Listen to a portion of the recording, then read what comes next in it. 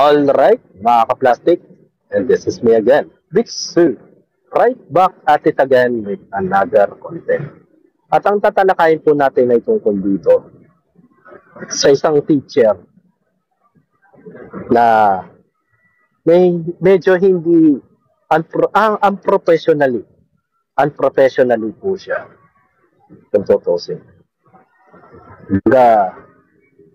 Kung ikaw ay isang guro o nangangarap na maging isang guro, mga ka-plastic, alam niyo po na dapat habaan niyo po yung pasensya ninyo. Maximum tolerance, kumbaga. Huwag niyo pong ikakatwiran na masteral kayo, dean's lister kayo, o licensed teacher kayo. Kasi pinangarap mo yan eh. Pinangarap mo na maging teacher. So, hindi po ganun kadali. Hindi po ganun kadali na ikaw ay papasok sa realidad where it comes sa pagiging teacher. Pero wag naman sanang maging ugaling ganito, kagaya na nasa video na ito. So, panoorin natin yung video, then magre-react tayo base sa mga pananalita niya. So, panoorin natin yung video, mga ka-plastic.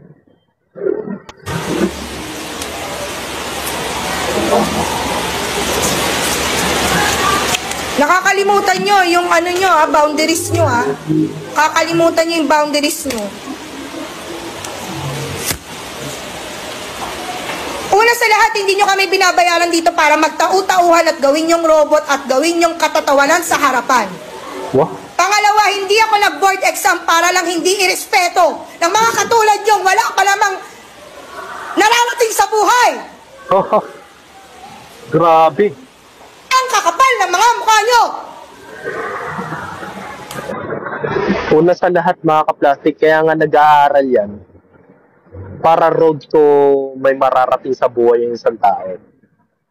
Pero ngayon pa lang, dinadown nyo na po siya porket estudyante pa lang siya. So sabihin na natin, let's say na may pasaway talaga sa klase, mga ka-plastic.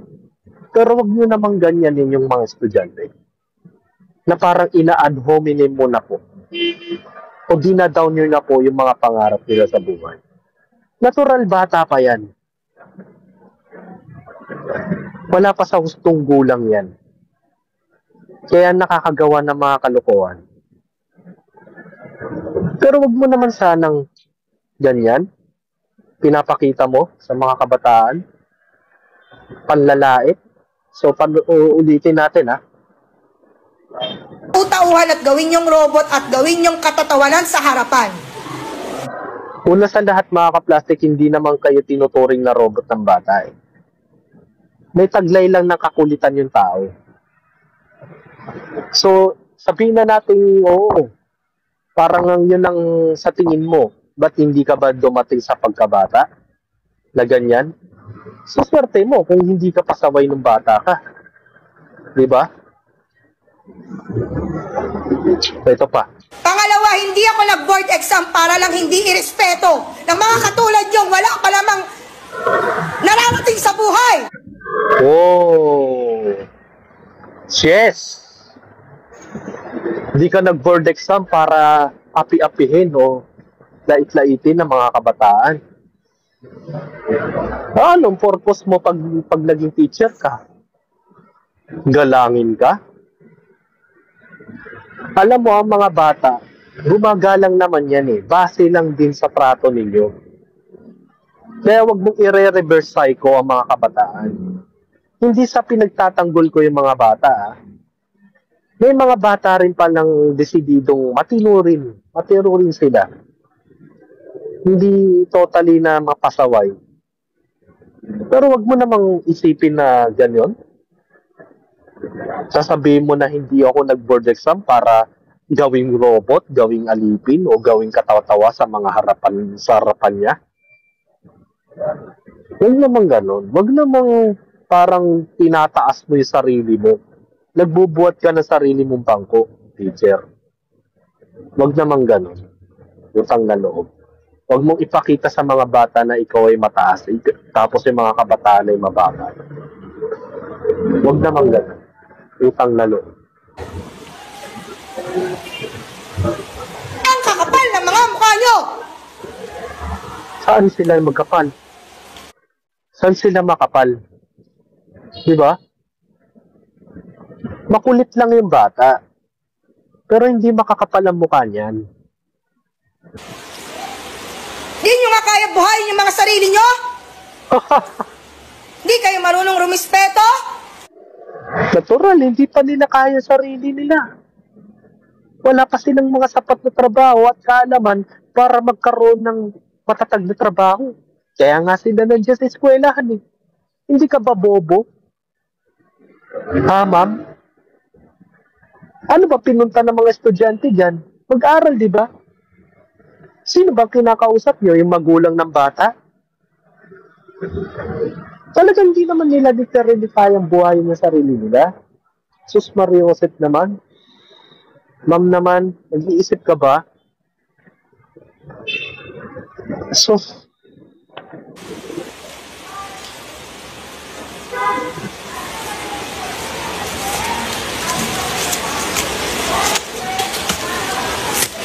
Mag-board exam din kayo para malaman nyo kung hanggang saan kayo. Baka hindi pa nga kayo pumasa eh. Hindi talaga Sa papasa ugali yan. nyong ganyan. Di na nga kayo matalino eh. Sama pa ng ugali. Wala kayong mararating. Eh, wag naman ganon. Kaya masama man ugali ng bata o mabuti man yan o hindi, pasaway man yan, may damdamin pa rin yan. Huwag mo naman i-down yung tao. Utang na loob, huwag kayong ganun sa mga estudyante nyo. Kaya kayo mga nagbabalak pang maging teacher dyan, isipin nyo muna ng 3 o 10 beses kung kaya nyo yung mga ugali ng mga estudyante ninyo. Imagine mo, taon-taon yan. Ako, aminado ako, dumaan din ako sa mga pagsubok na may mga teacher na ganyan ang ugali. Mas malala pa nga dyan eh. Minsan, namimisikal pa. Dumaan ako sa panahon na pinalo ako ng 2x2 ng teacher ko. Gawa lang na maingay lang kami. O napagbintangan lang ako. Dahil ng mga katabi ko makukulit din. Pero wala na akong nagawa. Siyempre, pag maingay isa, damay na lahat. Mag-squat, papaluin ng 2x2.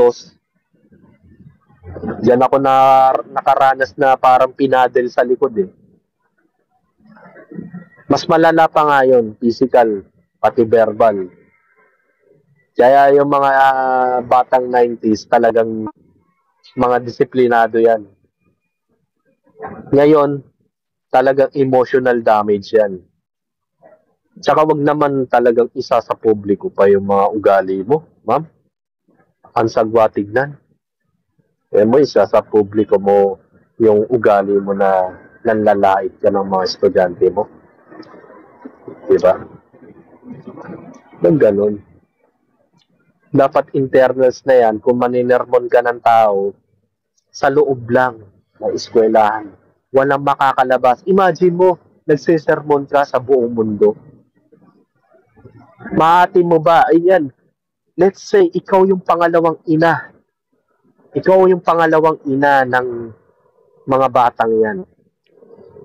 Mahati mo ba na papagalitan mo yung anak mo sa harapan ng maraming tao? Papahiyain mo. Mahati mo ba yun?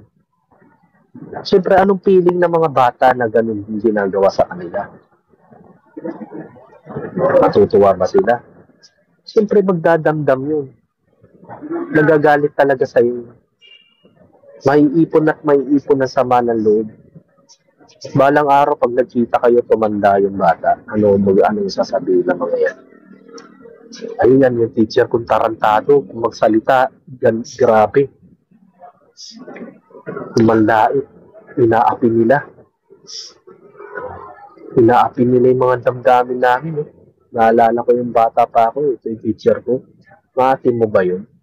Na makikita ka sa kalsada, hindi ka kakamustay, iwasan ka.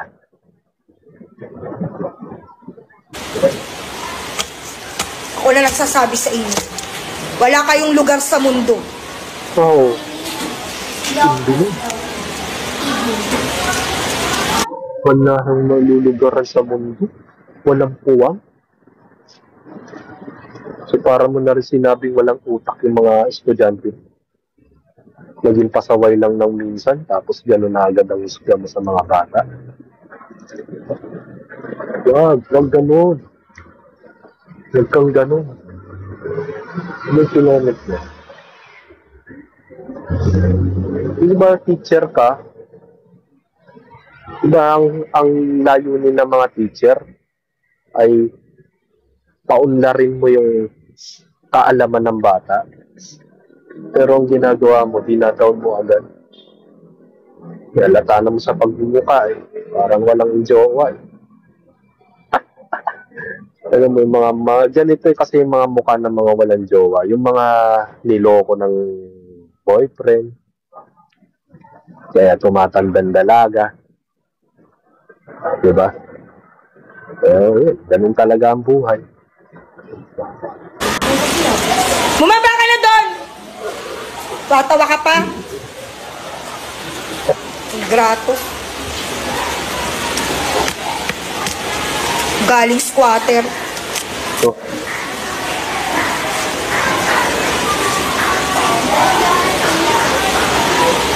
Nang mararating sa buhay. ganun. Judge ka naman.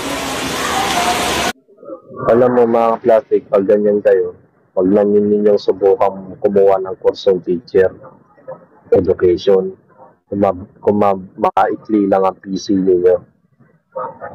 Kasi when it comes sa pagiging teacher, ang pinakauna mong pag-aaralan dyan, hindi yung ini-exam mo, kundi yung pasensya mo. Meron akong isang chinat nga na pag pumasok ka na sa buhay teacher, ay habaan mo ng pasensya mo. Sinabi ko talaga sa kanya yun. Kasi meron talagang pasaway na bata. Hindi mawawala yan. At siguro naman, napagdaanan naman niya yun nung bata pa siya. May kung di man siya yung pasaway, yung mga kaibigan niya, kaklase niya, pasaway yun. Siyempre, yung ibang mga bata, hindi dama yung ganong klaseng pangungusga. Yung pananakit, yung mga masasakit na salita, hindi nila mararamdaman agad-agad yun. Pero balang araw, pag napanood nila sa social media kung gaano kagaspang ang ugali ng tao ito, siguradong hindi ka magiging proud sa mga naging teacher mo na yan, tulad nyo. Kasi sigurado ko yung mga ka-plastic. Pero wag naman sana umabot sa point na ikahihiya ka ng mga estudyante mo dahil lang dyan. Sayang yung degree mo. Pinagmamalaki mo pa na licensed teacher ka, so pumasa ka sa board, tapos ganyan ang ugali mo. Huwag naman ganun. Parang pinamumukha mo na ikaw lang ang may karapatang, ikaw yung parang nagiging Diyos dyan. Tapos yung mga estudyante mo, mga hampas lupa. Diba? Huwag ganun. Patuto naman po tayong rumispeto. Hanggang dito na lang ang aking opinion. Ako mahaba pa yung video. Nagbayaran lang kasi sa social media to, kaya tinalakay natin to. Sana yung mga kumukuha ngayon ng mga edukasyon, kaya mga estudyante, biling ko lang, ang payo ko lang sa inyo, ayusin nyo ang pag-aaral. Minamata kayo ng mga teacher na kagaya niya. Mata pobre yan. Parang dinadaw na niya yung mga pangarap niya sa buhay. Kasi seryoso niya masyado eh. Yung galit niya.